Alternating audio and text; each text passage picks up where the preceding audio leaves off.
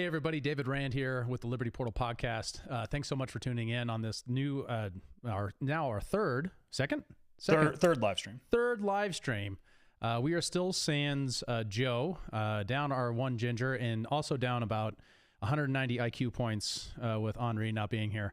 But we're happy to bring with you some news analysis like we do every week. Just to start it off, I just want to address something really quick. I am no longer employed by Americans for Prosperity. This podcast has never been an Americans for Prosperity project. It's always been a personal one of mine. The guys reached out and were like, hey, do you want to come in today? We'll make do without you if we have to. And I was like, heck no, man. I love what we do here, and I'm excited to have the audience that we have. I ask that you please like and share this podcast with your friends. It is now my sole form of income, and my children depend on it. That's a joke.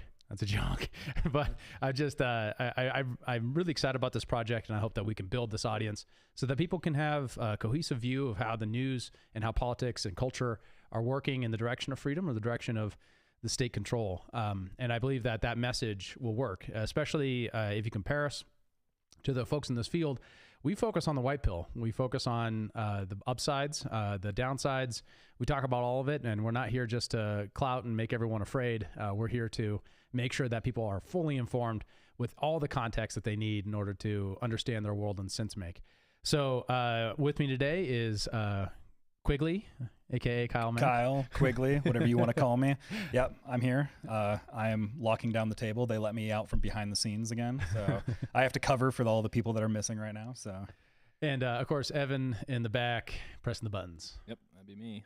Evan's going to have a more active role today. He's going to make sure that when Kyle and I get super nerdy, he's going to reel us back in and say, what the heck are you guys talking about? Because we're trying to make this so that anyone can listen in, and also people who, are really deep into politics get something out of it as well. We're kind of trying to focus on 5 major issues today.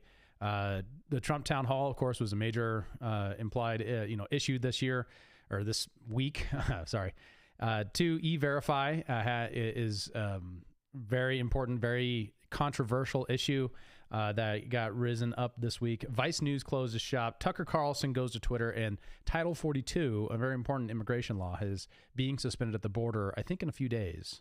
It isn't done yet, but it's going to be done soon, which is a very big change from what we've seen since 2020. And we got all the context that I can recall. I do want to also note that I'm a little bit off my game today. I actually took a vacation for a few days earlier. Session just ended where I was like, I put my phone away. I kept it away from me. I didn't look at the news. So a lot of this is going to be a fresh reaction from me, unlike my usual preparedness. So I hope you enjoy that. We'll see what you guys think. All right. So starting off, the Trump Town Hall. Did you watch it, Kyle?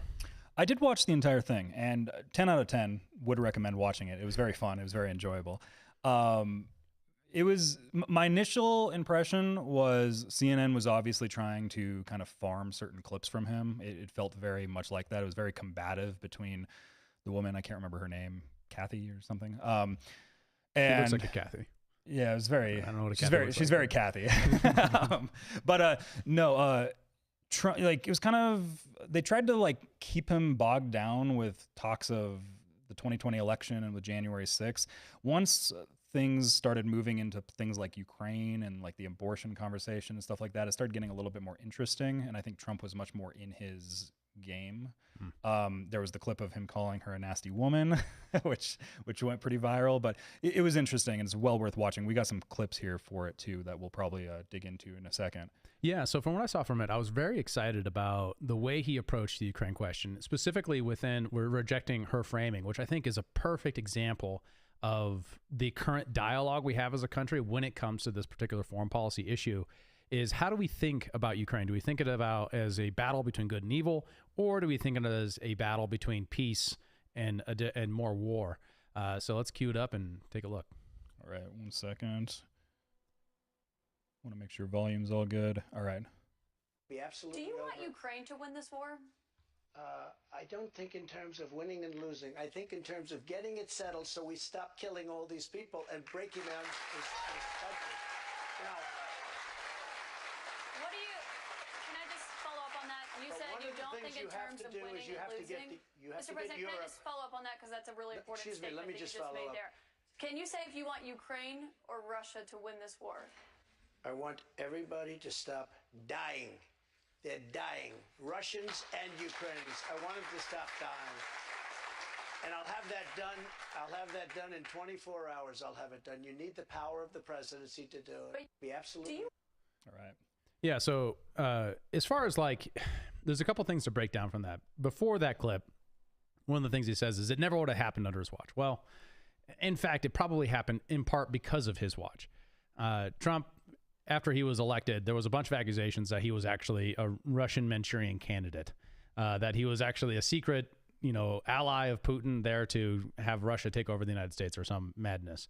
The media was obsessed with that for the first year of his presidency, maybe Longer. almost 2 years. Yeah, it was like 2-3 years when that was going on. So Trump's response to that was like, well, if you think I'm a Russian spy, well, then I'm just going to give Ukraine more weapons and continue to put NATO into Ukraine, which was the red line, yet means net. We've covered that quite a few times, so I don't know if people need a reminder about that memo. But with that, he set up a lot of the dynamic that we're actually facing with now. So I think everyone should take that claim that it never would have happened under his watch with a grain of salt, because his options at that juncture were to either reverse the policy that he had in his first, 4 years, or do something far more dramatic and far more violent than what we've currently done. Yeah, it is one of those things where it's hard to say in hindsight, really, because he was also pretty kind of anti-NATO and anti-NATO expansionism. Like early on in his presidency, I remember there being a lot of statements of like, why are we even doing this anymore? Like, this should be all over, right? Yeah.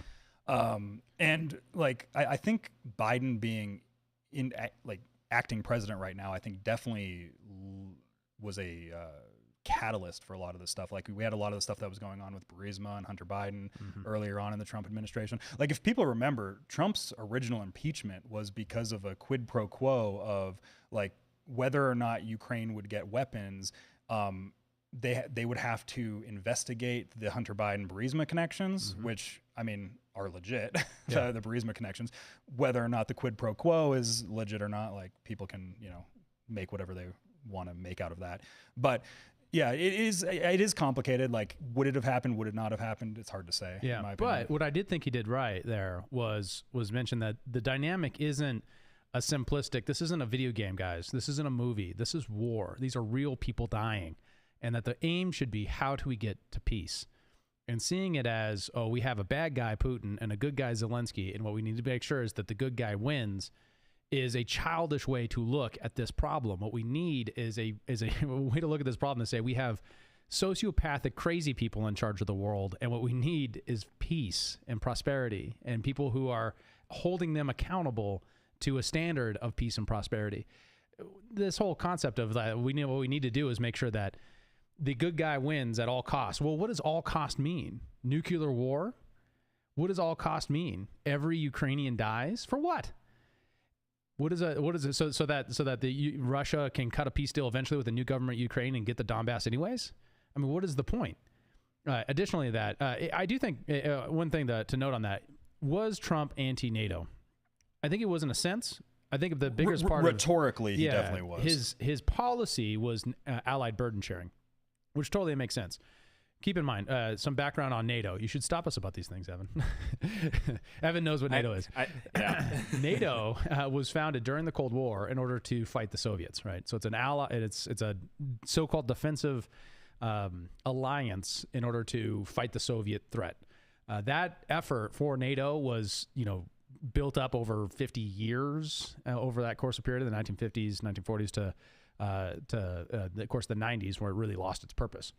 That issue of like, we got to pull together this defensive alliance against the Iron Curtain. What happened slowly over that time is there were certain amounts of that agreement where people were supposed to pay in order to be a member. And systematically, since some point in I think the 1980s, they've not paid in.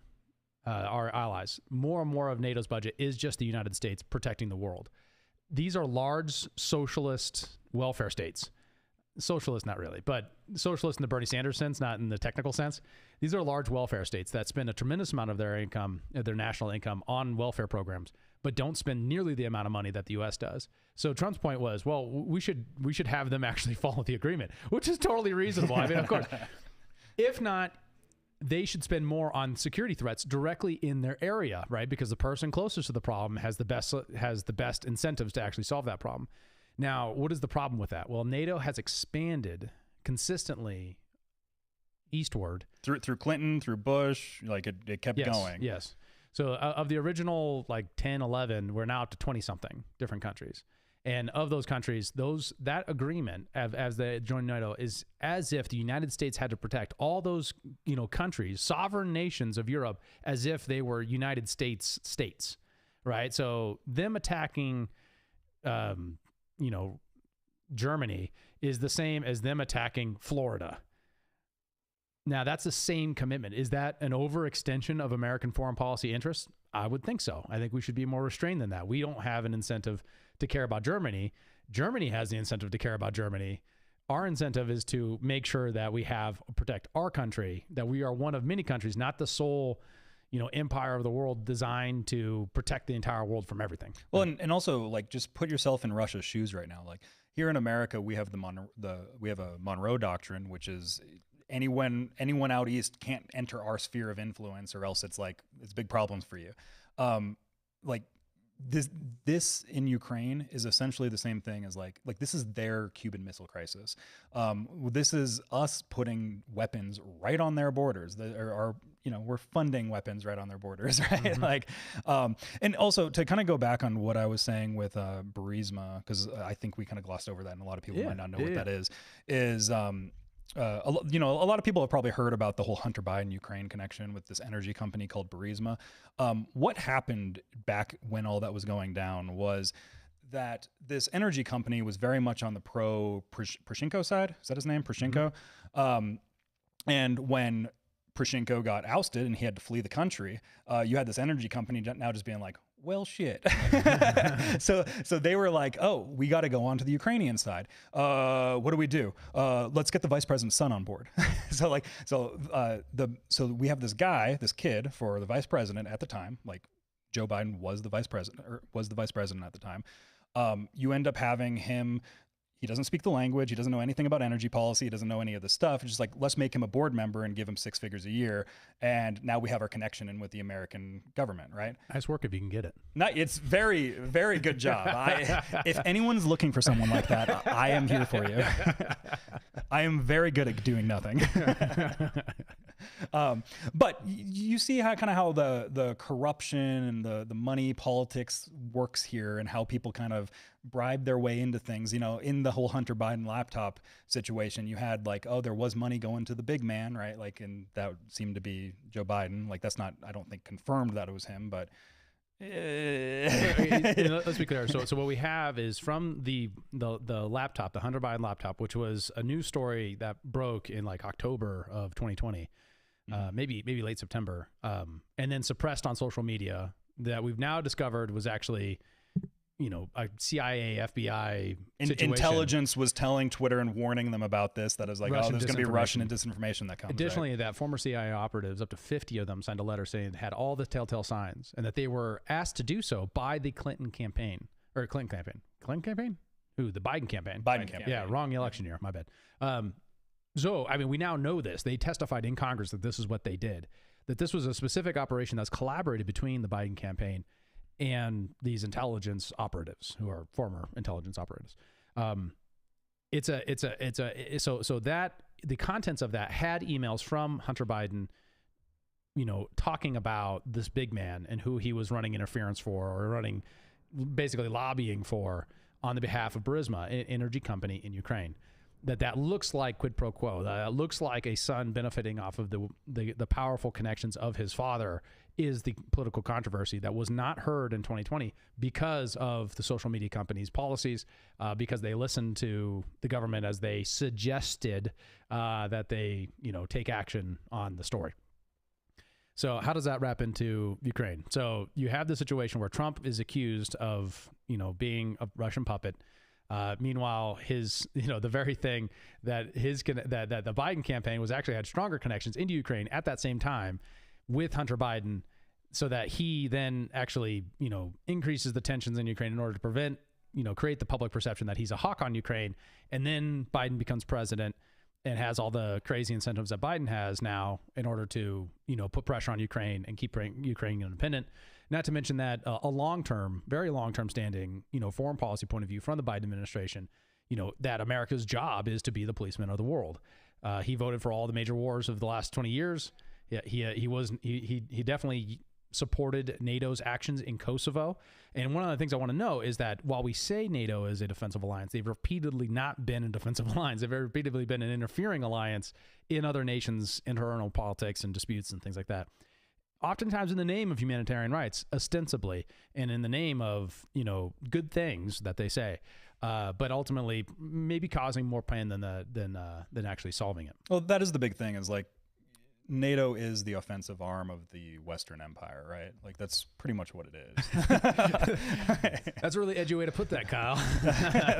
Rome died in the 300s. Got to take back Constantinople.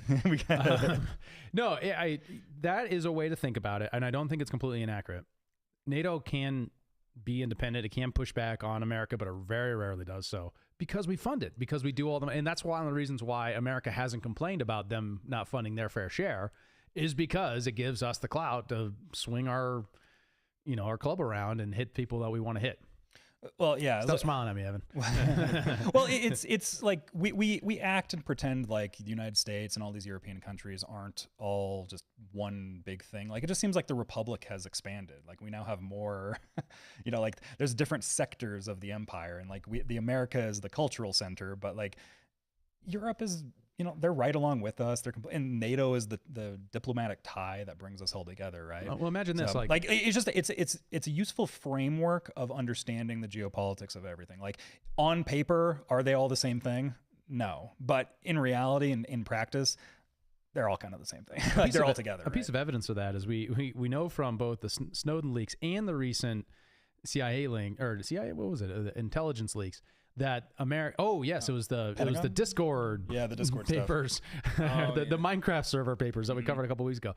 That America is spying on our allies, and every time this leaks, our allies go, "Hey, knock that off," and nothing happens. Nothing results, and that's what shows you this relationship. They are functionally a vassal state of the United States. Well, unfortunately. Well, with that, like with the Americans spying on their allies, this was part of the whole Edward Snowden revelation, was the Five Eyes. Yeah, right? but also came out in the most recent ones. Yeah. Like, it's not. It happened way back then, and then we're still doing it. Yeah. Nothing changed, of course, and then it happens again, and then a few weeks later, the Prime Minister of Germany comes to America and hangs out with Biden and says nothing, and nothing changes. Well, and just to be clear exactly on what the Five Eyes are, it is exactly that, is that we have basically agreements of all of our intelligence operations with these different countries. Is like, we'll spy on you and find your criminals, you spy on us, find our criminals. It's like we'll just all information share. Like, technically it's illegal for us to spy on our own people.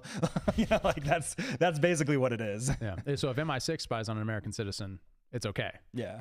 Right. Just don't make it public. Well, and a lot of this stuff too is like I'm reminded of the Project for the New American Century back in the 90s. It was like Bill Kristol and Robert Kagan and a bunch of like the neocons that we've talked about neocons a lot on here. But this was part of their whole project. Was like they wrote in their institution, their little think tank thing that they put together. They wrote in their big paper of it was something along the lines of, America, we've won the 20th century.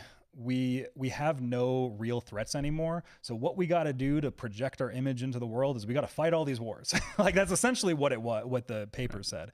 And it's like, we're kind of just still doing that. Like, it seems to be that seems to be our model now. And it seems to be a disaster over the last 30 years. Like, it has been just disastrous, but it has been our foreign policy projection, right? So the whole argument was that what America should do now that it's a lone superpower after the fall of the Soviet Union is reshape the world to make it a better place.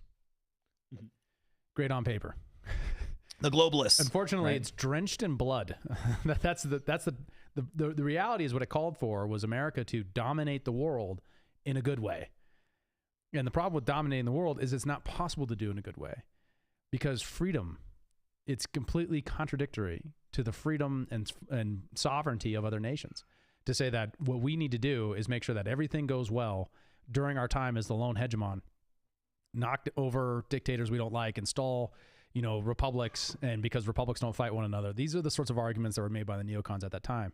When the Bush administration came in and had a lot of neocon influence, what basically happened is the Democrats then spent 8 years saying how terrible these people were. And then once Obama got in, he did exactly the same thing, knocking over several more countries. Because ultimately it's kind of weird to say, but Hillary Clinton's a neocon in that sense, because the neoliberals and the neocons are very much like one and the same ilk, right? In foreign policy, I think that's largely true. When it comes to the next steps from there, we saw Obama do the same thing, and then lastly, Trump was a diversion from that. And there's all kinds of stories to tell out of that, like what that meant to have someone who's so skeptical of that foreign policy consensus come in and be president. Well, and that's the big thing is like, remember when Trump came in, you had all the like, what is that center called? The Lincoln Project, right? Yeah. Yeah. You had like all the Lincoln Project people, like these are all the neocons of the party, of the Republican Party. They all jumped ship. Mm-hmm. It's like the Liz Cheneys of the world, all of them, they all ended up jumping ship because obviously the new administration was trying to take in a different direction. I think the administration still got captured in a lot of ways. Trump could only be so anti to it. But also he doesn't have a philosophy. He has that's philosophy. Actually one of the big things too is like he often just looked at everything like, oh, that just doesn't make sense. Yeah. But like there wasn't more to it. Like there wasn't a bigger framework for him. Like he just kind of like, that doesn't make sense. That kind of does make sense. And that was kind of the way it seemed to me that he was operating. Right. And he thought, and I think the problems with his administrations is he thought that he could bring all these like experts in and they'd just listen to him because I'm the president. Right. But when it came down to it, it's like, no, there's this entire apparatus, the intelligence apparatus and all this bureaucracy around it. Yeah, whereas like the president really doesn't have much. Like the administrative state, the managerial state, whatever you want, the deep state, whatever you want to call it. Everybody has different words. I like to call it the blob.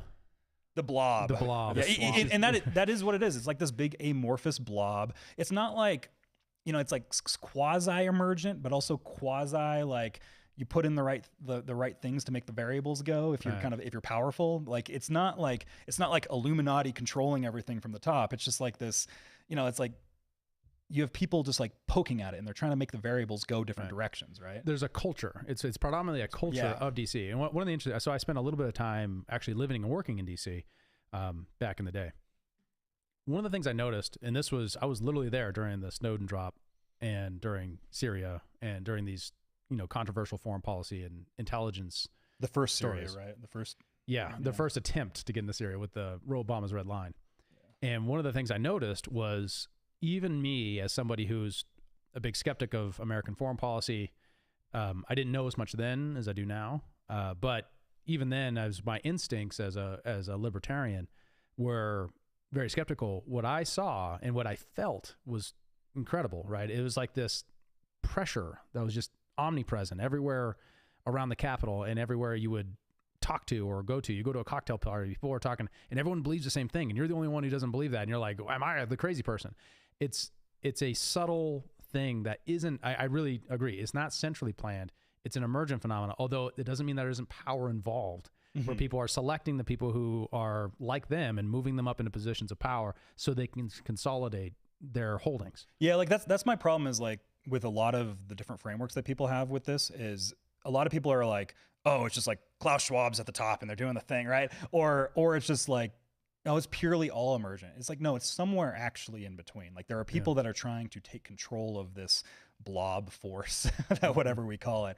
And like we've talked about, I'm going to talk about James Burnham again, our favorite 20th James century Burnham button. Like, oh, James Burnham.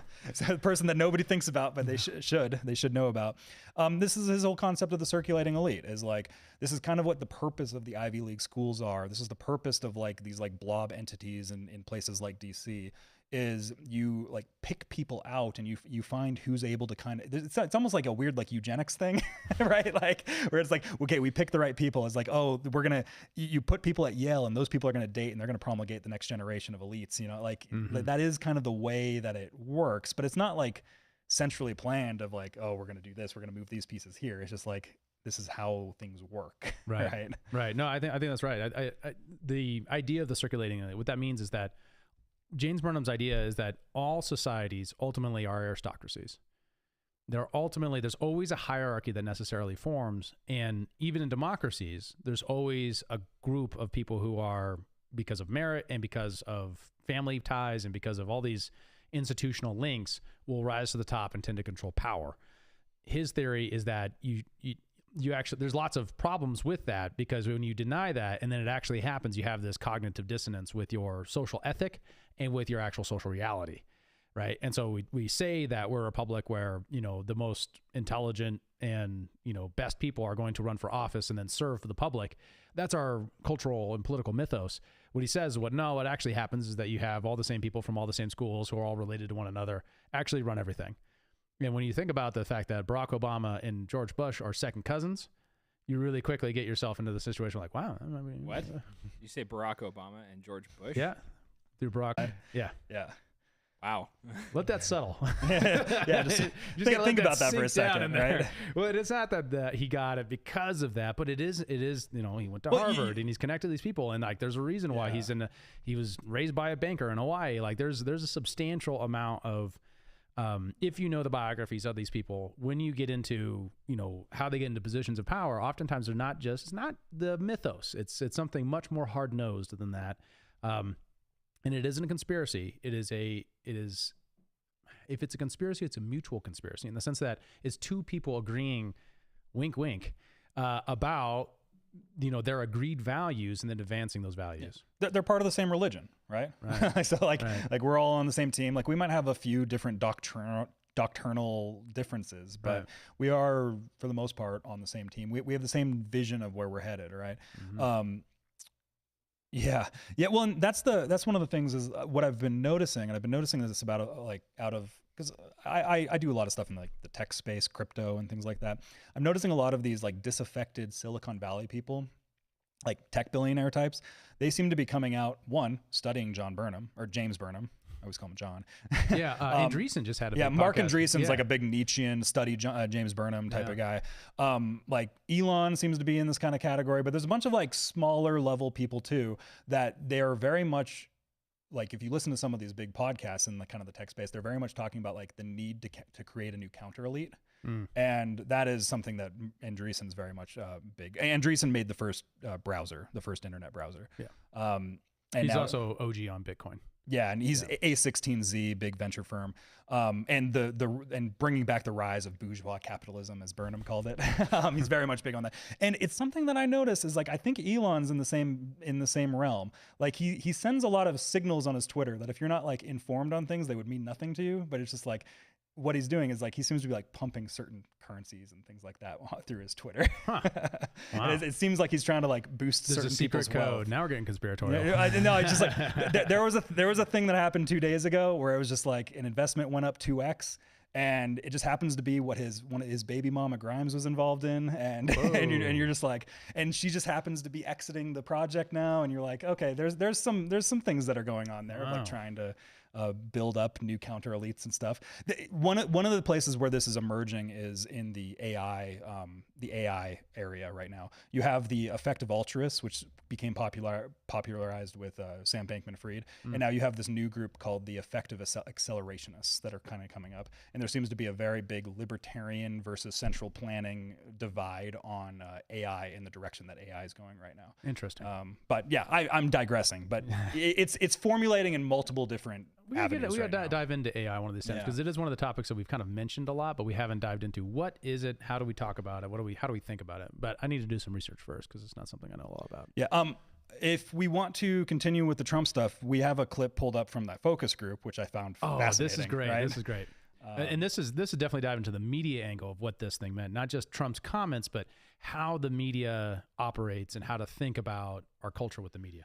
Yeah, and this is the big thing is like I think this really shows where CNN, like the blob of CNN, their heads are with too. CNN's right? part of the blob. But yeah, here we'll do it right here. Make sure my audio is good. Anytime you put a word to it, you just sound like Alex Jones. Well, that's how they get you. I got the documents. That's how they get you. All right, here we go. That way. First thing I want to ask you about Donald Trump. We have to be blunt about it. Is not a truth teller. That's the way he's always been when he was a businessman. He's been a politician. He has lied about the 2020 election. Stuffed ballot boxes, it's all made up. He's lost dozens of court cases. Does it bother you that he keeps talking about 2020 and not 2024? I'll ask you first. This is Jonathan Leslie. He's 40, Republican, voted for Trump twice. How do you feel about those lies? So I feel like part of it's also the media narrative, as you guys asked him the first question at the town hall about the 2020 election, rather than current stuff. So don't you think he could say it's time for me to start talking about 2024 and not lies that aren't true? Couldn't the media ask him a question about 2024? Well, there were questions, but you're right, that was the first thing, but that's something that was on our mind. And that's why I was asked first. Mike McLaughlin, he's 21. He is undeclared, which is what you do in New Hampshire. I think that's good for the. What a gangster that guy! Isn't it your job to ask the questions? No, what the reporter is talking about there is a common practice in media. It's called block and bridge. Basically, if someone asks you a question you don't want to answer, you block it, and then you bridge to what you want to talk about. Right? Block and bridge. Trump doesn't do that. That's one of the reasons why he short circuits so many people in the media, right? Because he just answers the question and then he just segues. It's very different than block and bridge, right? He just answers it pithily and then moves on and talks about what he wants to talk about. So it's a different, it's interesting to see a media figure recommending block and bridge because they hate it. They hate it when they do that because every presidential election debate that you hated was done because the candidates were blocking and bridging. They were saying, I don't want to talk about that, so I'm going to say something, and then I'm going to move on to what I want to talk about. It's really funny to watch him recommend that. It's fascinating. Well, I think the reason why they keep pushing on it is I don't think the election is rigged narrative polls very well with moderates, and that's who they're trying to aim this at right now. So like they spent a solid 20 minutes of the thing just debating about the whole election is rigged narrative, and they would never let him like answer the question really. Like that she would keep interrupting him. So it's one of those things where like CNN had a clear agenda with it, but it is fascinating. There's another piece of this. I probably won't find it in here right now, but there's another piece of this of they asked these 8 people of after watching the town hall, has your opinion changed on him? Is it more positive? Nobody raised their hands. Is it more negative? Nobody raised their hands. Is it the exact same? Everybody raised their hands. So like everyone got exactly what they thought out of him, and their opinions didn't change or anything. But yeah, it is very fascinating to kind of watch the dynamic of it all. So your theory is that they have the whole job, and you kind of led with this, that the whole job was to get him to talk about stuff that would injure him in the election. And you could, that's an okay frame. I think you could say exactly the same thing as they were trying to get him to talk about the most controversial stuff because that'll drive eyes and views and their viewership. But also the CNN leans left, their audience does. So they want to see, their audience want to seize them, interrupt them and try to tie him down and try to nail him to the board and try to, like that's audience pleasing as well. One of the big things, all the best questions came out of the audience in the thing. All of the most like thoughtful, like the Ukraine question, questions about guns. Trump gave a little bit more of a concrete answer about like the bump stock stuff that happened and things like that. What was his answer? He said something along the lines of like the bump stock doesn't even really matter that much. Like that's kind of what he said. Hey, you want to go down a rabbit hole? You want to go down? Sure. You want to go down a real rabbit hole? Sure. We don't have to in this. Why were bump stocks banned? Las Vegas shooting. What was the motive of that shooter? It's been so long. I just remember a lot of conspiracy around that shooter. Do we actually know? We don't know. Yeah. I feel like a crazy person talking about because this is the biggest mass shooting in American history. And it was very important for like a week. Yeah. And then all of a sudden it was like disappeared. Just disappeared. And then Wasn't he dead when they got up to the room where he was at? I don't remember if they killed him or if he committed suicide. That's part of it. It sounds right. Yeah, we're not supposed to say that. He unalived himself. Unalived. Man, this is how we're never going to go on this podcast, man. We say all the wrong. We speak words that accurately describe the situation. This is why we'll never get anywhere. The S word. He S word himself. Oh God. Yeah, but anyways, like that is such a and then the bump stack ban right afterwards, which was completely non-focused. So it's good to see. Was it that one that was the bump stock ban? Yeah, I thought it was later on. That's what he used was standard issue civilian weapons with bump stocks on them, which is like with the amount of firing required to do what he did, that would be very impressive. There would have to be a lot of weapons preloaded, changing out a lot of weapons. Yes, it's wild to think about. I've never understood exactly. One, it's always been interesting, the motive. Two, the fact that there's like no evidence afterwards, no investigation afterwards that ever became public. Third, his brother, the guy's brother, right after the fact, gets caught by an intelligence agency of some kind with holding a bunch of pornography that is illegal, and disappears after he said, "This doesn't make any sense. My brother would never do this." Adult films. For the sake of the algorithm, right? So that's a crazy. It's good to see him try to roll back against that, and like he got caught up obviously in the media narrative, and actually, hopefully, maybe he learns a lesson if he does become president again, to not get caught in that sort of thing again. Because man, that's a wild story. It's so crazy to me. It's not a bigger thing. It's up there with like Epstein killing himself, right? And that story, right? It's just that big. And there's a grassroots effort constantly on Twitter. I don't know about your guys' Twitter, but mine's always just Epstein didn't kill himself is like up there all the time. Well, here's the thing about Epstein is like, I remembered like when I was starting to become politically aware, I discovered like there was a bunch of people talking about the Epstein thing back when like 10 years ago when I was in like high school, or I guess I was in high school like 11 years ago, but you know, like kind of like when the original political awakening stuff was happening, and like he had gone to jail already another time for this stuff, and then there was like a freedom that Mike Cernovich, I think, was actually the leader in this, was doing the Freedom of Information Act on everything that was going on, and there was all this redacted stuff that came with it and all this, and then he was still on like the board at Yale and all this stuff, and is like, despite him having been arrested for, I'm looking for a word that might not flag us, but you know, it's just interesting. It is just interesting of like, because like how these stories disappear and how they don't get followed up on, and like it's real malfeasance that we don't have a clear Wikipedia page that actually says something, at least a controversial truth about the Wikipedia. Anytime something big happens. Anytime something big happens, go on Wikipedia and you can go in and look at the change logs in there, and you can watch the changes happening in real time on Wikipedia. Right. Like remember when the Kiev versus Kyiv thing happened? And no, I don't remember. Like that, on the actually. pronunciation. Yeah, on the pronunciation. When all the Russia stuff happened, because Kiev is the Russian translation and Kyiv is the Ukrainian translation of the city, and this became like a big thing for like a week. And I've always learned at Kiev. I think everybody's always learned at Kiev. And all of a sudden, everybody just starts saying, it's Kyiv now. You can go into the Wikipedia logs and watch all the changes happening they changed the spelling in Wikipedia during that week period. And there was like a war going on in the Wikipedia change logs with it. Like, that's interesting. It's crazy. But like you watched how the things just kind of get memory hold like that. Yeah. Right? On the actual content of the question of Trump in 2020, one thing I just want to encourage everybody to do is just keep in mind to what degree this is a political football, and just remember that. You can find stories in 2017 of NPR saying, "What about these voting machines? These are very strange. There's some definitely anomalies going on here." NPR was doing that because it was on the Democratic side. Yeah. So just keep that in mind. I think it's both gamesmanship on the Trump side and on CNN side to make this an issue, both to ratify votes for the base for Trump, and then for moderates for CNN. Keep that in mind. Don't make it your pivot issue, in God's name, please. I'm sure fraud happens. It's very under prosecuted. One of the interesting parts of the case law of that is you can only prosecute if you can prove that it was the margin for victory, which is wild when you think about it, because it's illegal in the first place. But you can only have like an investigation done if it actually would have changed the outcome of the election. That's an interesting standard that should be changed, because we should like care about the veracity of our elections if we're going to be a constitutional republic.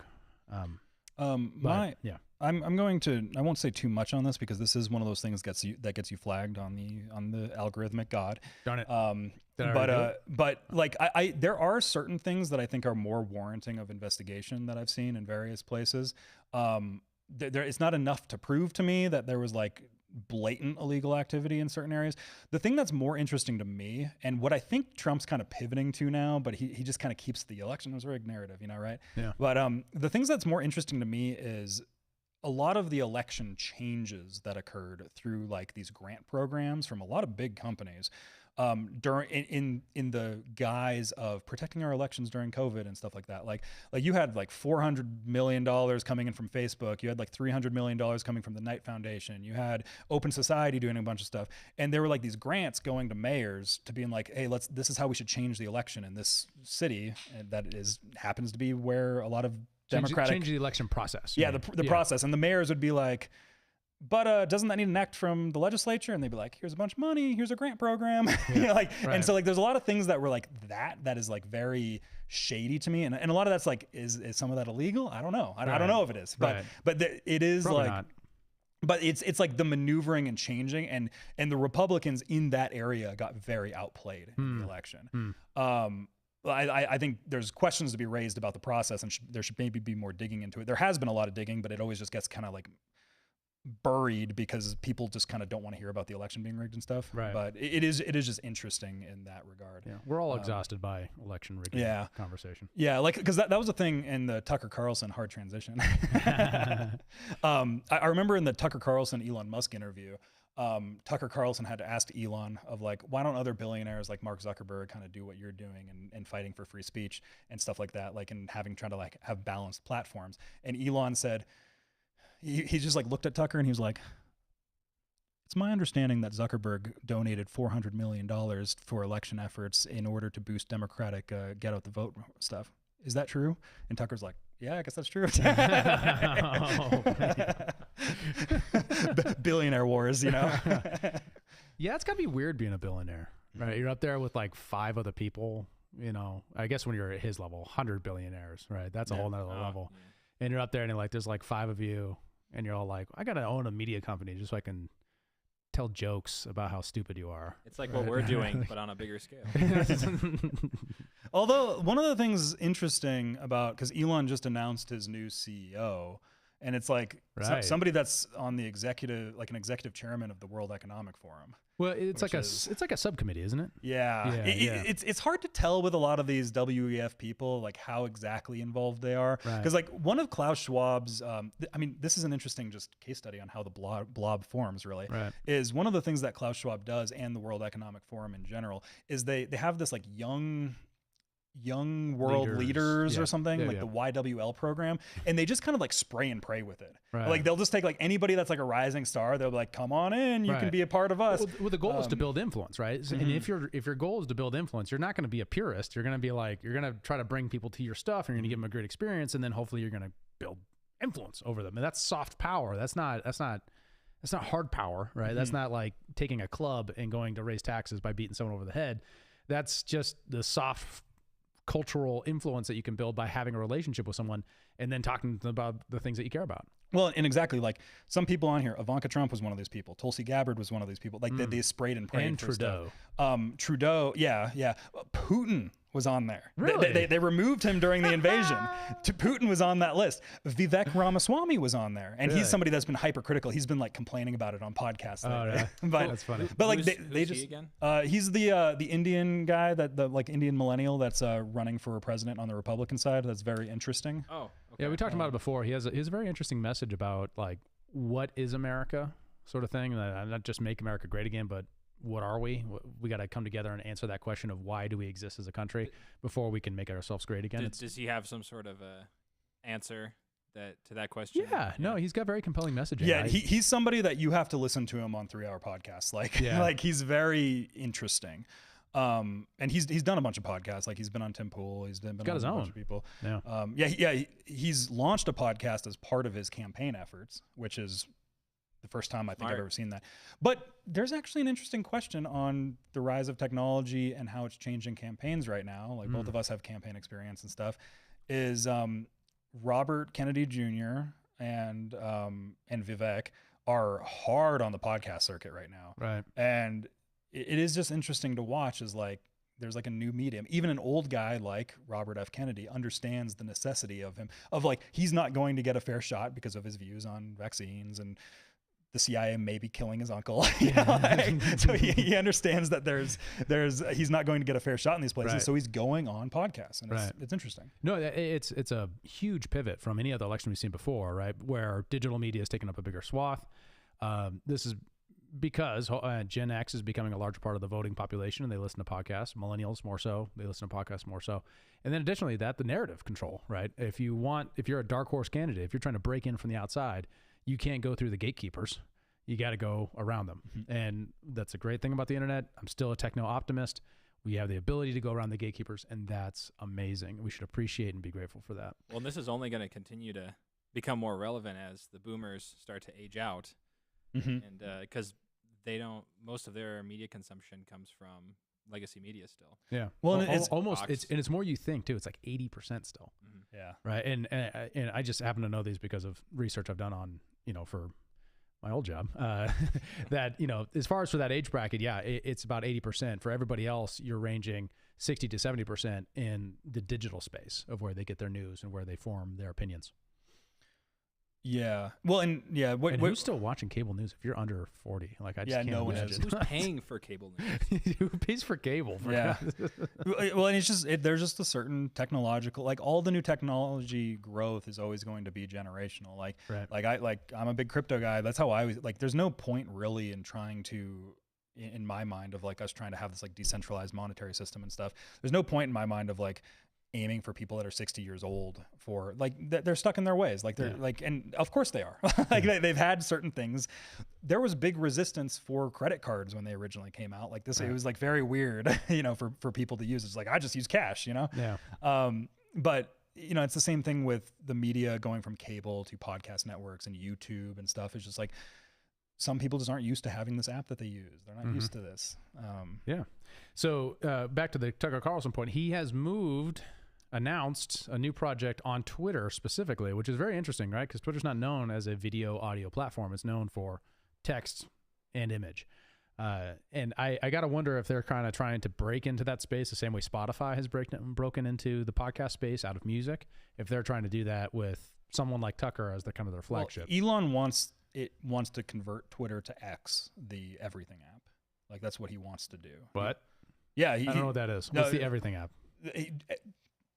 Elon wants to make Twitter something like the Chinese platform that they have. Theirs is much more centrally planned and controlled, but he wants to make it so there's an app that's for everything, and he calls it X. And Twitter is going to be like one aspect of it, like the way that the Twitter social media feed, but it's also going to be like a payment app. It's going to be a video YouTube app. It's going to, it's going to be how you call Ubers. It's going to be, it's supposed to be like a one place for everything that congregates all your different experiences that you use in your everyday life. Wow. That was his original reason for buying Twitter. Like, also the free speech stuff, which I think he does care about. But he's always been saying that he wanted to move things towards this everything app experience, like what is in China.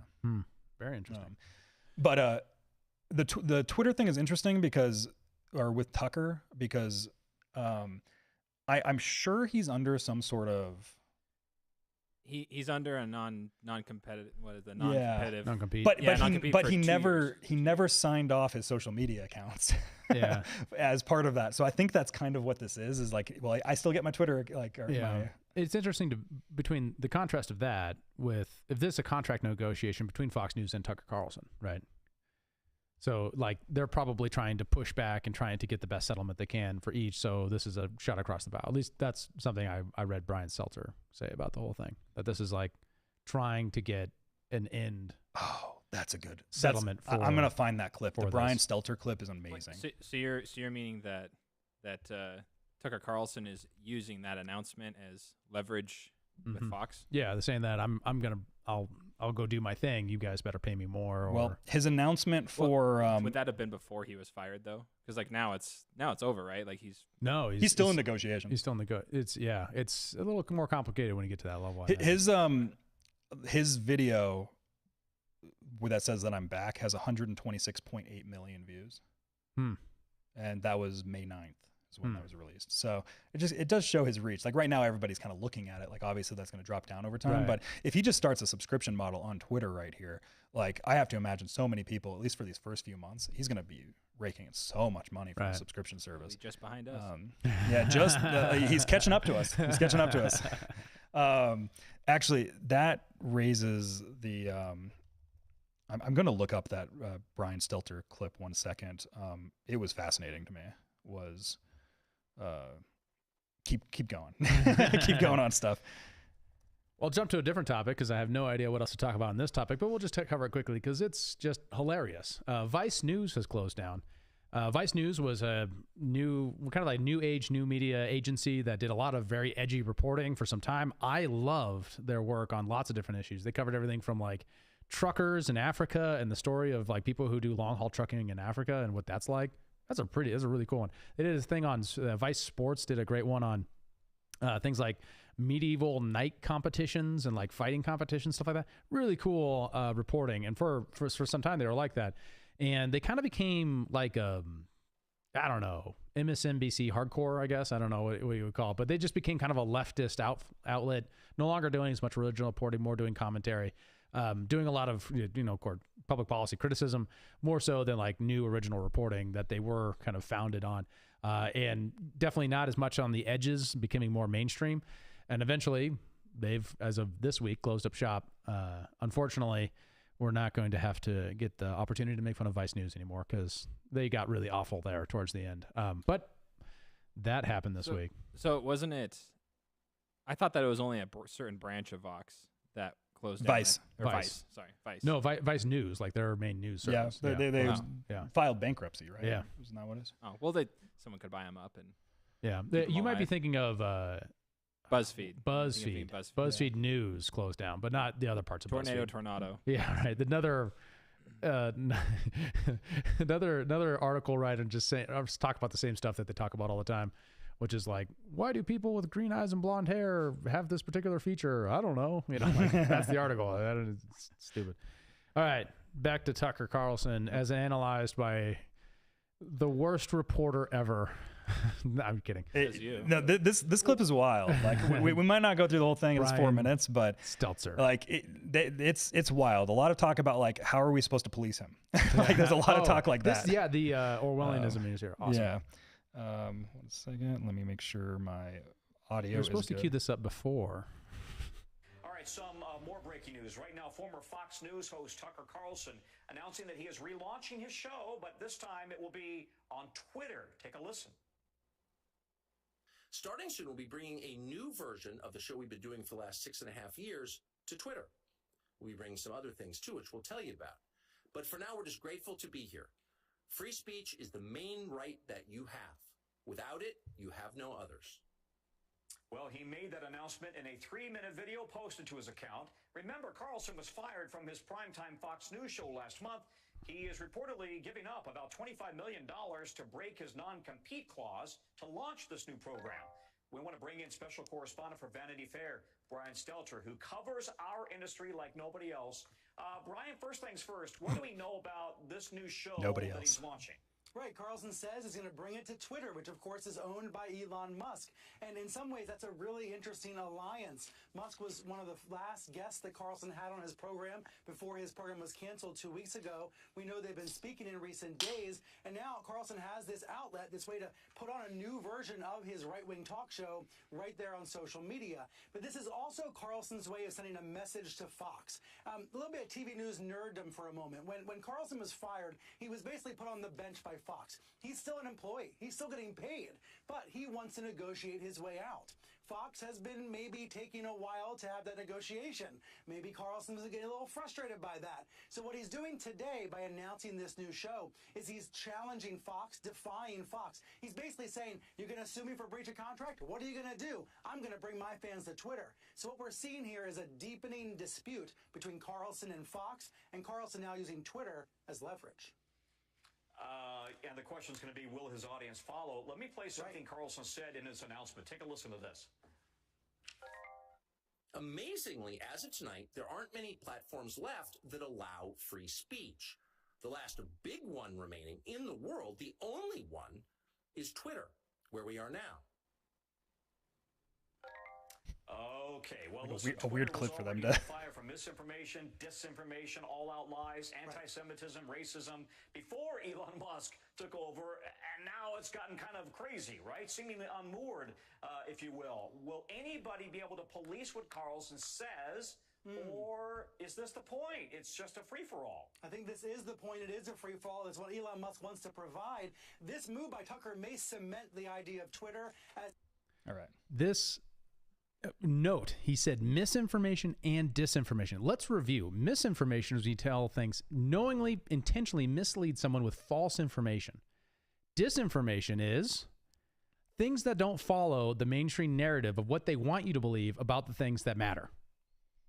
So is that kind of like a made-up word? It's a completely made-up word that they invented in order to go after things that are inconvenient to the things that they don't want, they don't think people should think. Sounds convenient. It's very Soviet in how we just did the white pill before. It's a very Soviet type of way of controlling the minds of the population. It is interesting because Brian Stelter, for those that don't know, he used to run a show and he got fired like last year. Everybody's getting fired. Everybody's gone. He got let go last year. He used to run a show called Reliable Sources, and this was like the entire premise of the show is like, okay, there's this Tucker Carlson guy and he's awful. And then be like, what about everybody else? Everybody else is doing great.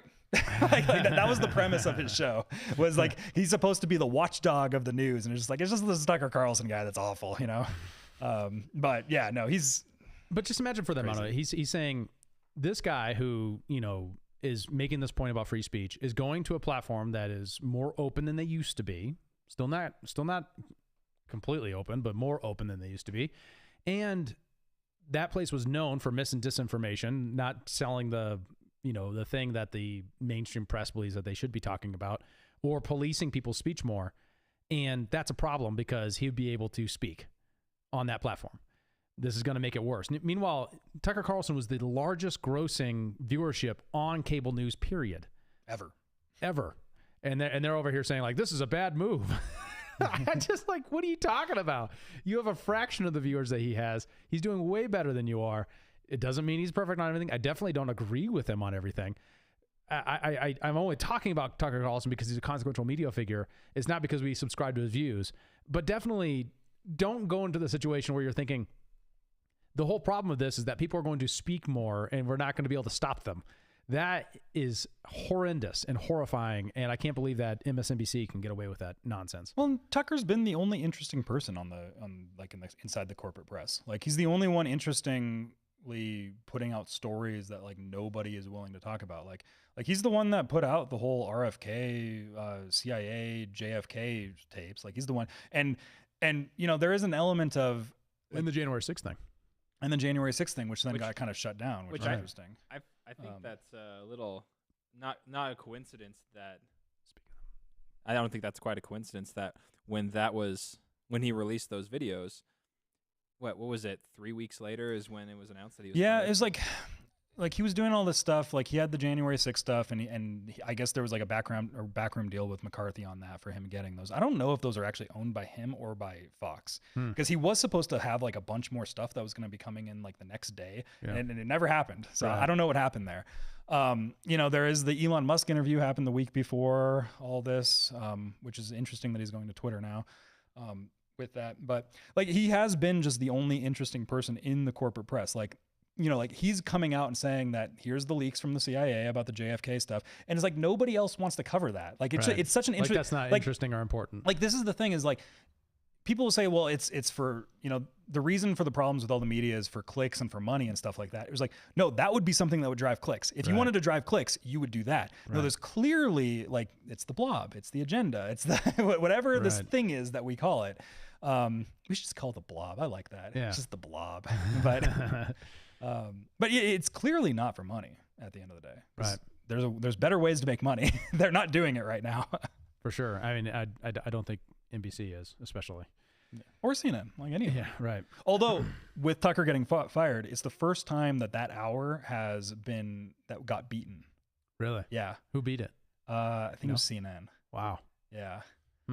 Everyone's going to Twitter. Oh, after he was fired. After he was fired. It's because everybody dropped it. Like, it was like the first day they still did okay, but it was like people were tuning in still to see like, how's Fox going to play this, you know? But then the next day they lost. Interesting. So another big thing on Twitter is E-Verify. It became a big news item this week. A lot of debate about what it is. Kyle, do you got like a quick definition of E-Verify? The E-Verify thing is, my understanding of it is, it's kind of like this federal program for the government to check in with employers on like illegal immigrants. So if you want to employ somebody, you need to check if they're an illegal immigrant. This is actually relatively old. It goes all the way back to the Reagan administration to get employers to do the work that the border and, ICE should be doing to make sure that people who come here can't get jobs if they're illegal.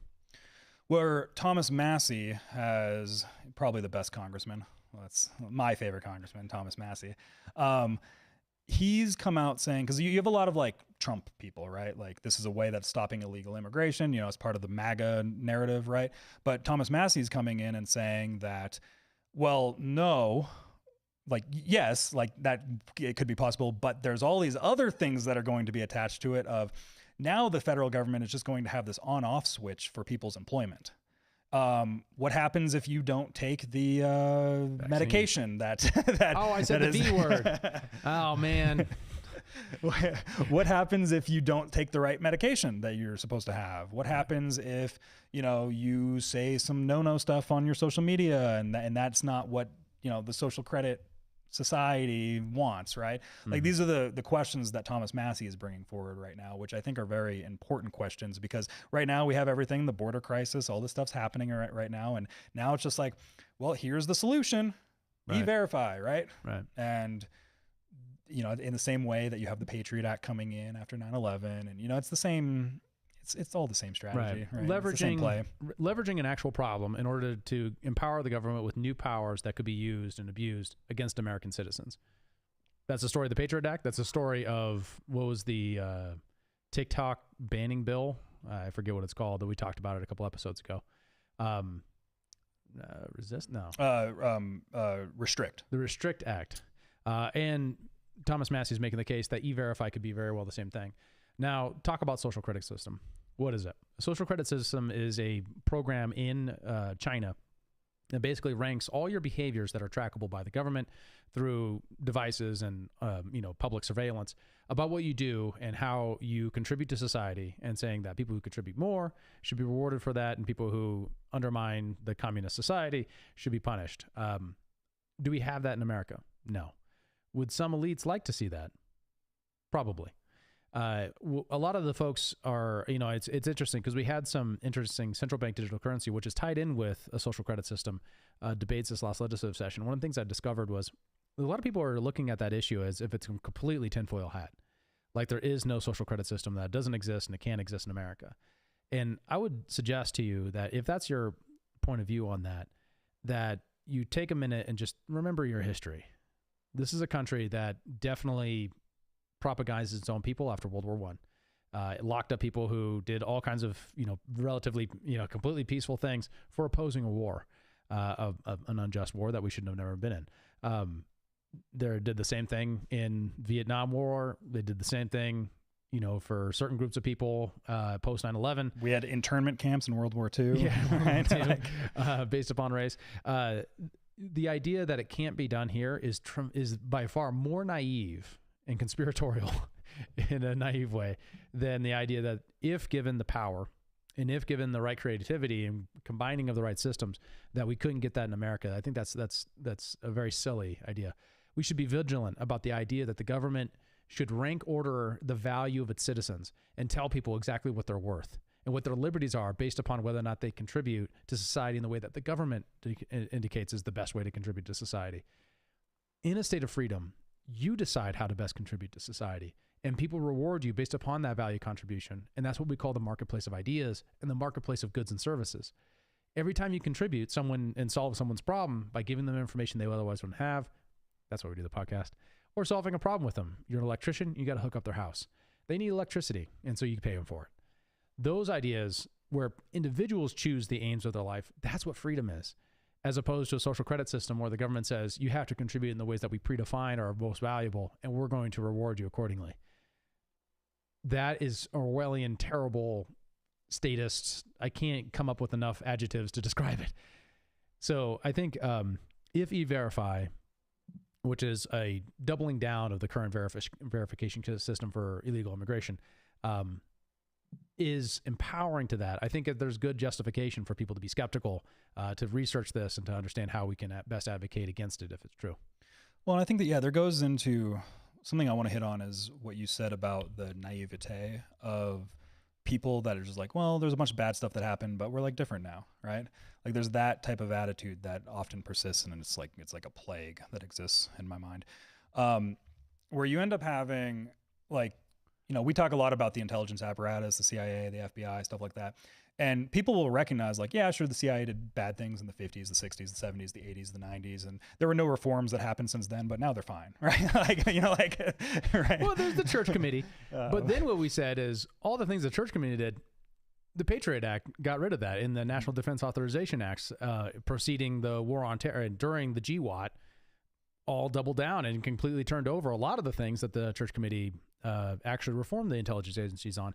And the idea that the government doesn't have an incentive to do so in this world where we have the Twitter files is insane. Of course they would if they could. So why would you give them a piece of the playing field that they're going to use against you? Additionally to that, and I'm not, I trust Thomas Massey when he says that this is a real concern. So I'm just going to suggest that it is. But that doesn't mean that illegal immigration isn't a huge problem too. That deserves a solution. The question is, what is the solution? And I would suggest that our current solution that we've been operating on since the 1980s is not working. Mm-hmm. You know, it doesn't make sense to create a black market and then get mad at people when they use the black market. Stop the black market. And well, we should do a whole thing on immigration at some other point. But I think, you know, there are better solutions to the immigration problem than giving a giant, you know, permission slip to the government to tell everybody who can be employed. There are already enough barriers to employment, much less if you have the same name and potentially the same birthday or some other, you know, data problem with someone who happens to be a legal immigrant. Yeah. Well, and, you know, you said we don't have a social credit system yet, like it could be, but we have had the inklings of the social credit system that have been promulgating over the last few years, and a lot of it seems to be coming in through the social media companies, which is why I'm so bullish on everything that Elon's doing with Twitter right now. Is like, we've had the people getting shut down. We've had people getting shut down from their bank accounts. We've had people getting denied from their PayPal. We've had people, like, we've had all this stuff. You know, we had Operation Choke Point under Obama, which squeezed out firearms companies from their banking practices and weed dispensaries. And, you know, now it seems like Choke Point 2.0 is aiming at crypto-friendly banks and OnlyFans girls, but like, we have had these things rolling through right now, and often people will just be like, oh, there's just like this one thing, you know, it's like, it's not, but all these things come together, and if you're not being vigilant about all of that, like, you're going to end up getting duped by things like this. That's just like, okay, you have this one key issue that you really like, and this thing is going to come in, but you're not going to look at any of the negative consequences that could come with it. And this is how Republicans and conservatives constantly get duped all the time with these things. And I don't know, it's frustrating. Like, I'm ranting about that, but it is one of those things where you see it happen. And frankly, I watched libertarians throughout a lot of this processes during like the 2015, 2016, 2017, 2018 era, when people were getting denied from their Patreon or from their PayPal because MasterCard would no longer do business with them, and they were like no people. I watched a lot of libertarians being like, well, it's just Alex Jones. You know?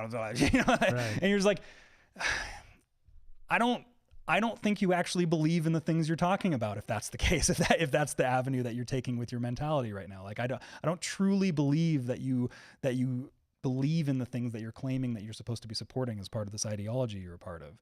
But yeah, it's frustrating to watch, and I think a lot of people are going to get duped, and we're going to start getting these things mixed in and pushed in on us. Well, and if in the back of your mind you're thinking, well, if all these social media companies are creating a singular score across them, tracking your movements throughout the internet, and then ranking you, and then deciding to deperson you if you have a certain low Facebook score. has something called their trustworthiness score. Right. That is a thing that they have. Right. Anyway, and we know that all the different social media platforms have something like that, where if you have to go to the bottom of a thread and then look for more comments on Facebook and on Twitter, more replies, those are basically people who've fallen into that trap.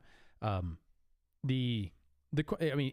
sometimes rightfully so. Like some people, it is actually I'm not just saying bad, that practice is wrong. So there's two different ways I want to assess this. One is, if you're a company and you wish to do this in order to improve the performance of the use of the platform for your users, totally makes sense.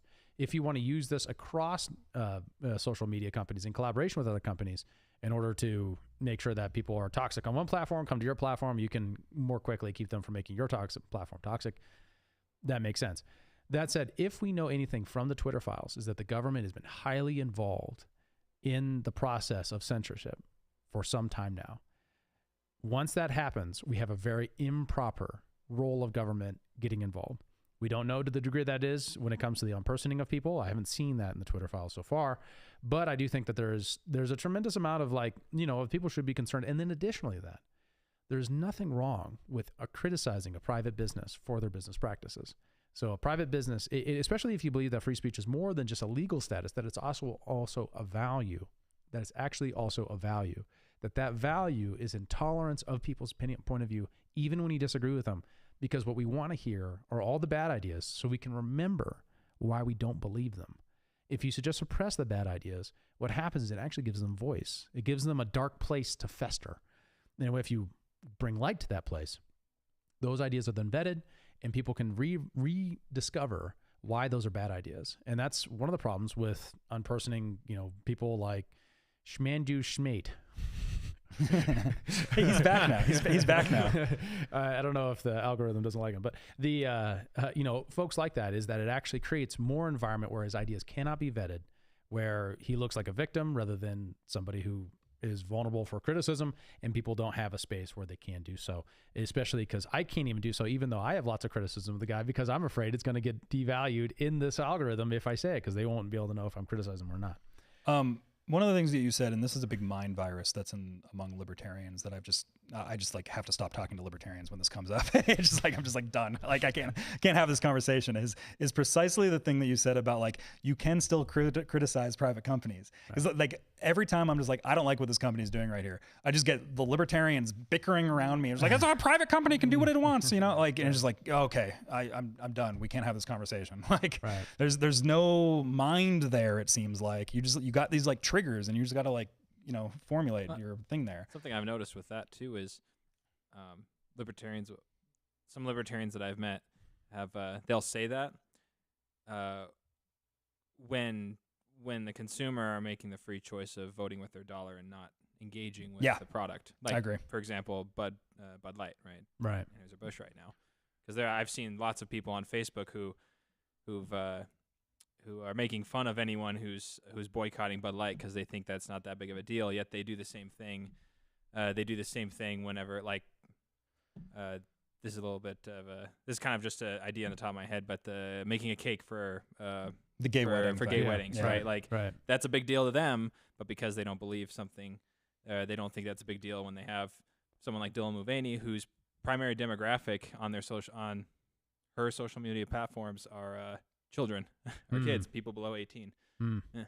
Well, actually, something you said there, it keyed in on me, was I think the problem is a lot of these people that are doing the private company going to do whatever it wants, line of argumentation, they'll only use that if it's in their cultural, like within their cultural framework, or like if it's something against their cultural framework. Like this is one of the problems and good things, it's kind of double-edged sword on this, is with the libertarian kind of like big tent thing, is that you have just a lot of different cultures that go in this, like, because like libertarianism itself is just a political ideology. It's not really more than that.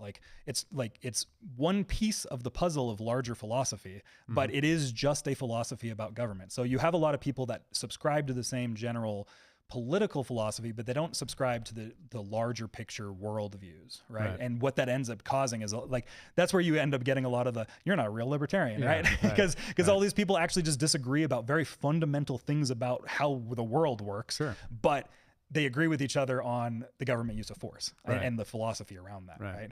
Which is an opportunity for the value of tolerance to express itself, but unfortunately we don't talk about it in terms of value. One of the things to dive in on the same topic, there's a distinct difference between approaching your politics as just a collection of ideas and principles, right? A collection of ideas are a collection of conclusions from principles. So if you start with the principles, then you get both the ought and ought not out of those principles.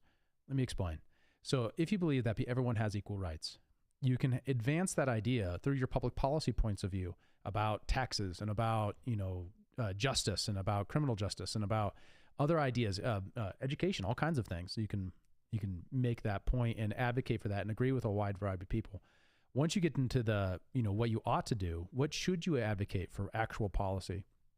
that gives you more content to work with. What would that policy regime look like? What would your world look like? And then the third dimension of that is your personal life. Do you treat people with the same amount of dignity that equal justice implies?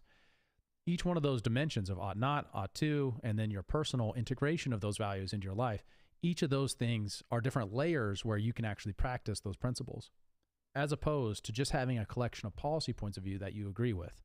Does that make sense? I'm looking at you, Evan. Am I making any sense at all? Yeah. Yeah. It's just a different approach. If you address it as a series of principles that then lead into libertarianism, it's different if you just categorize yourself as such. Have like the platform and then work backwards. That's oftentimes, and I love my Republican friends, but oftentimes that's kind of where their political philosophy actually is. It's a title that comes with a series of platform points rather than a coherent and cohesive philosophy of the nature of government and man and ethics and, you know, the ontology of being. Like each one of those things, you know, tier up to one another.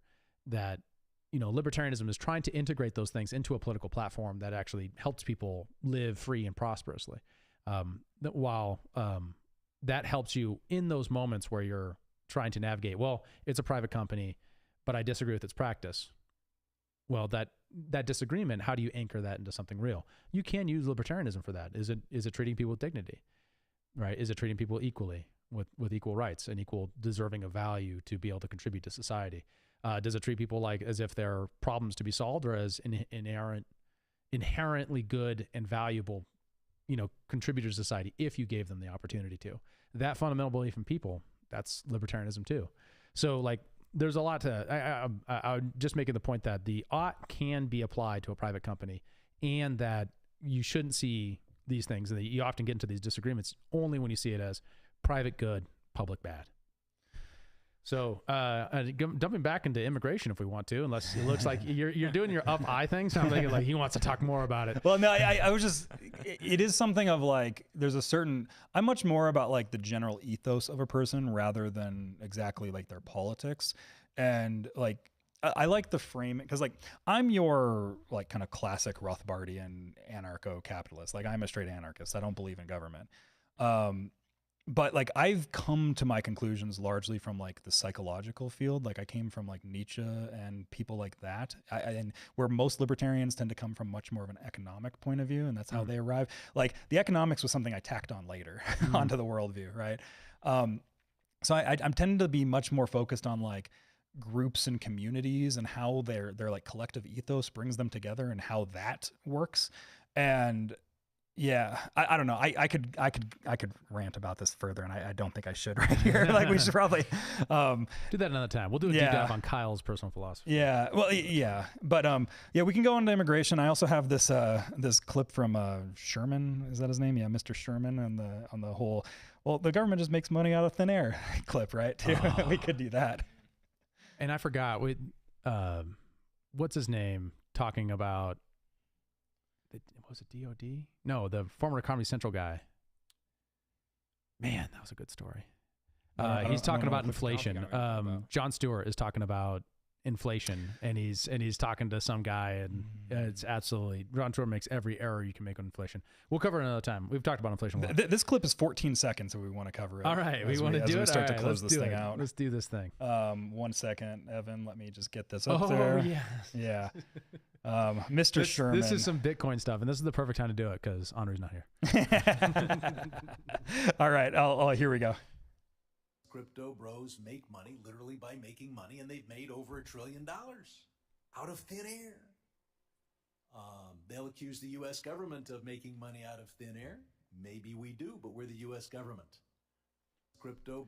That's not an argument. Number one, that's not an argument. Number two, there's a tremendous difference between selling things that you personally don't like to people who are willingly buying them and using the force of government to say, if you want to compete with me in money, you go to jail and I'm going to increase the money supply. That's the difference, Congressman. It's a tremendous difference. The difference is the test of whether or not you are serving someone else in that transaction, whether or not you personally don't think they should be servicing them with that. Cryptocurrency has a utility that people find. That utility is determined by the consumer, not by the person who's on top, above them on some committee, judging them and telling them what they should think about the world. That's what freedom is. Freedom is not the government telling you how to think. That's not what regulation is there for. Regulation, if it exists at all, should exist to keep you safe. Not safe from yourself, safe from others, so your rights aren't violated by someone else. Absolutely. I mean, God, that one lit me up a little bit. Cryptocurrency is, it serves utility. Plenty of, not just as a payment processor too. If you're looking at Bitcoin, you have ones that do video processing and allow you to disperse processing across thousands of computers so that you can get access to low cost, highly valuable, supercomputer level processing for complex algorithm creation or video encoding or all kinds of things that otherwise would cost a lot more. It makes them more affordable and more accessible to more people. These are good things. You can do cloud storage that completely anonymizes across lots of different, hard drives using cryptocurrency so that you can store your, sensitive materials in ways that are unhackable from anyone else. Much better than just sticking them on one server in one place. You can disperse them over hundreds of thousands of servers and allow yourself to have the absolute security that that what you're storing can't be grabbed by anybody else. I mean, there's all kinds of uses of crypto that are valuable to the end consumer, right? I mean, when the Western Empire cuts you off from SWIFT banking, you can also use that to buy oil. You can use Bitcoin to buy oil, right? There's a ton of stuff. I mean, I'm the crypto bro, right? Like I am in this world very much so. Like I use Ethereum every single day in transactions. I use layer 2 networks for quick payments on top of the network when the baseline is getting really expensive. Like I understand how all this stuff works. And a lot of it's very complicated right now because I mean, I don't expect, he's like 80 years old. I don't expect him to, and he's obviously captured by the banks. Like him and Elizabeth Warren are obviously captured by the banks. But it is, like I had problems with payments. I had problems with PayPal. I got disconnected. Like crypto is a very useful place to run to. I use it all the time. It has made me very safe and secure in my life because I've learned that I can't trust banks. I've learned that they will shut you down for just arbitrary reasons and not tell you why. Like Bitcoin has been something that has saved me in a lot of ways because of that. And I know a lot of people that, they're in kind of weird situations. They travel between different countries and stuff like that. Bitcoin has been a very useful, and not just Bitcoin, other cryptocurrencies as well. I'm not a maximalist in any regard, but I know a lot of people that have been able to, like, I knew people and know stories of people when Russia invaded Ukraine and nobody could get money out of their banks. People were sending people Bitcoin so that they could rent cars and escape the country. Like that's something when your country fails you and you can't go to the ATM and get cash, like there is another solution, right? Like these are things that people don't think about because we're kind of stuck. Our monetary system works relatively well compared to everybody else, but in places where it doesn't, like it's important. Like these things are very important. There are literally billions of people who don't have access to a bank. Yeah. That alone, as far as for servicing of the world's poor in a way to retain value, buy an asset and then use that asset easily, quickly, with a low transaction cost to somebody else. Think about this. And there's places in Africa where people use cell phone minutes as a currency. Right, that's tremendously unreliable. That's just on a single server. Right? That's just, and they could just arbitrarily just change the limit of cell phone minutes. It's way less reliable than cryptocurrency. People like that all over the world. It's not just you, sir. It's many people all over the world who use this, both domestically and internationally, in order to make their life better. And the belief that what's best for them is the worst kind of hubris. And we should be far more open and freedom orientated in this space to allow people to pick the financial products as adults do that best serve their ends and their means. Yeah. And that's one of the big things too, is like, I think we're going to end up continuing to move in this direction of jurisdictions being more crypto friendly. Like I watched an interview with the House Majority Whip, Tom Emmer. He's from out of Michigan, and he goes on crypto podcasts all the time and is like, this is probably a top 3 issue in all of Congress right now of what to do about these digital assets. And he's very pro, which is good to have him. But there is this, like, it's kind of like the sovereign individual. We've brought the book on here on the argument. Like we're watching the death throes right now of the old system with the new and trying to see where the compromise can happen right now. And it's just fascinating to kind of watch the direction. I'm pretty hopeful that we start to move into more of a direction in this country of us having like very crypto friendly jurisdictions. Places like Montana, places like Texas, places like that are going to be very like crypto friendly. And it's just Wyoming is probably the biggest one. We're going to start seeing more like those becoming safe havens for a lot of people. But then you're going to have the places that are just like, no, they're captured by the old world banks. And it's just interesting to watch how this is all going to play out right now. But yeah, Mr. Sherman here, he's a piece of work. Actually, this actually reminds me, Elizabeth Warren a few weeks ago, she had her, like, when she announced her Senate election, this was part of her announcement, is that I am building an anti-crypto army. So like we're watching it come into the political play right now. It's progressive.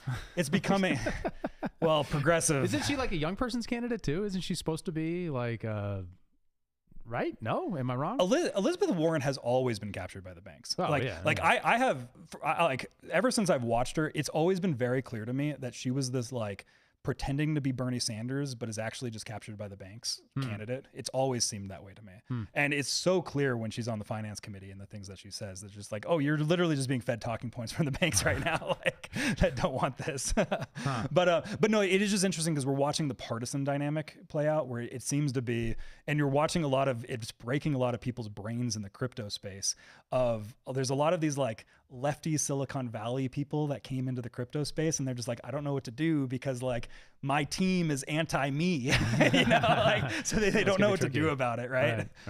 It's kind of funny, but it's just interesting. It seems to be, it's going to be probably a player, and like the crypto lobby is growing. We were watching people like Coinbase. They're putting out these things now. Is like, check how your legislator is on crypto. Like they're doing these types of things now, and it's becoming an important piece of the political puzzle now. Well, as is typical, it's like the Microsoft story. Are you guys familiar with the 1990s Microsoft story? If you remind me, I might be. So in the early 90s, Microsoft was known, actually quite famous for one of the largest companies in America not having any lobbying presence in DC at all. And then in the late 90s, they basically brought a antitrust when they tried to put Microsoft Word, and the Office suite into Windows on purchase. That was then an antitrust violation. And after that, they had Bill Gates come up. He had to, basically defend his company. And then after that, they became one of the largest lobbying firms in DC. Right? Was it Word or was it Internet Explorer? It might have been that. I think it was Internet Explorer because that was the default. That was the default browser. I thought it was Word and Windows, but maybe it was the 3. I don't know. But anyways, they basically brought antitrust. They did actually get antitrust. Like part of the company had to break off, stuff like that. But then after that, Microsoft then became one of the largest lobby firms. So one of the things that happened is one of the things that many progressives don't get, they want the regulations without all the costs of regulations. It's very much like when people want all the spending, but they don't want to pay for it. Remember that? Remember the Anna Kasparian clip we played? Yeah, right. With the environmental stuff. Right. Sorry about that, by the way. That's a lot. That was a lot. But they want the regulations without the costs, and there's always costs to this. And one of the costs is an increased amount of outside pressure from groups in order to try to influence the political process. Regulations create that. If you have a relative free market with minimal regulations and mostly leaving the regulation end of the economic process in the courts rather than putting smart bureaucrats in charge of everything, you have an incentive. You have less incentive for corporations to push into and try to influence the political process. You create that process itself. Additionally to that, there's no way that congressmen can actually know everything they need to know. So then therefore they listen to the lobbyists because the lobbyists actually know something about their industry. While the congressman who's a pharmacist or a doctor or whatever, they don't know anything about cryptocurrency. So now cryptocurrency companies have to go in and educate them. That's lobbying, right? So that's the best side of lobbying. And on the other side of that, they're also trying to shut down their way to actually get access to wealth and services that they provide to other people all over the globe. I'm reminded of, I remember Ron Paul telling this story back in the day when he was in Congress, and he gave this big speech about, to I believe like the finance committee. He gave this big speech about the necessity of going back on the gold standard. And he said that the chairman of the committee, some woman, I can't remember who it was, afterwards said, I mean, you're talking all this stuff about the gold standard. Aren't we on the gold standard? And you're, and like that's really all you need to know about how these things actually work, right? Nice. But Ron, always true. Attaboy. All right, we've gone on an hour and a half. Let's close this out. Let's close it out. Thank you so much for watching. Appreciate all the likes and views. Please share, comment. Comments really help. If you comment, then the algorithm's like, people are talking. So please do so. And please share this and give us rankings on Spotify. They have a ranking system on there too. I want to note my nephew was the first person to actually rank us as 5-star. I know I was there for it. So if you can, please get on and rank us high and please share it with your friends. That'd be great. And once Joe's back and we got Henri here and everything too, like everything's going to start cranking out, I think. Yeah. And it'll be back to high class too, because we'll have an actually talented person here who can actually make us look good. Yeah. Right now, like he's gone and we're just like picking up the pieces of like whatever's here right now, right? This is kind of how we normally hang out. 3 episodes ago, I looked like Skeletor, to be clear. It was terrifying. I looked like a ghost. But we're doing their best here, and we're excited to have Joe back, and we'll have Henri on, and we'll be moving on. One thing too, and if you want to jump into the comments, if there's a book that's come out that you want us to review, if you liked our White Pill book discussion, that you want us to go check out another one, and I'd be happy to do that. Please give us a comment or a suggestion. I know Jeff Deist has a new book out. I want to read that, Strange Liberty. Yeah. I want to read that. Maybe we can check that out and discuss that as well. Thank you very much for watching. Oh, and don't forget to hit the bell. The notification bell. That's great. Yeah, Thank you, Evan. That's why we keep our white trash shaman around. Yeah, I do. Thank you, everybody, for watching. Have a great day. Thanks.